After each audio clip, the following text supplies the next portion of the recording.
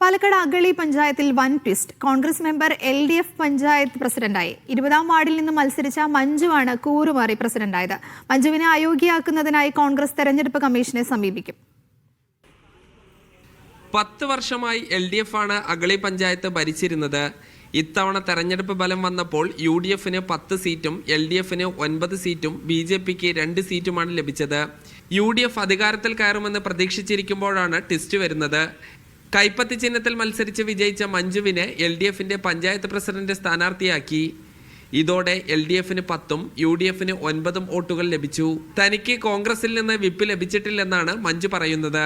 കക്ഷി രാഷ്ട്രീയ വ്യത്യാസമില്ലാതെ ഞാൻ പ്രസിഡന്റായിട്ട് നല്ലൊരു ഭരണം കാഴ്ചവെക്കും. എല്ലാവരെയും കൂട്ടിക്കൊണ്ടുപോകുന്ന ഒരു പ്രവർത്തനം കാഴ്ചവെക്കണമെന്നാണ് ഞാൻ ആഗ്രഹിക്കുന്നത്.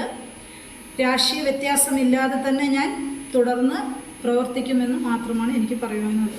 എന്നാൽ ഷിബു സിറിയക്കിന് വോട്ട് ചെയ്യണമെന്ന വിപ്പ് കൈപ്പറ്റി മഞ്ജു ഒപ്പിട്ട രേഖ കോൺഗ്രസ് നേതാക്കൾ പുറത്തുവിട്ടു.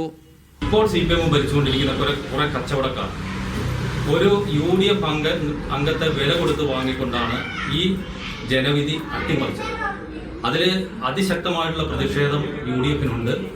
ഉച്ചകഴിഞ്ഞ് നടന്ന വൈസ് പ്രസിഡന്റ് തെരഞ്ഞെടുപ്പിലും മഞ്ജുവിന്റെ വോട്ട് ലഭിച്ചതോടെ LDF സ്ഥാനാർത്ഥി വിജയിച്ചു. കൂറുമാറ്റ നിരോധന നിയമപ്രകാരം മഞ്ജുവിനെ അയോഗ്യയാക്കാനാണ് കോൺഗ്രസിന്റെ തീരുമാനം. ഇതിനായി സംസ്ഥാന തെരഞ്ഞെടുപ്പ് കമ്മീഷനെ സമീപിക്കുമെന്ന് DCC പ്രസിഡന്റ് A. തങ്കപ്പൻ അറിയിച്ചു. മീഡിയ 1 പാലക്കാട്.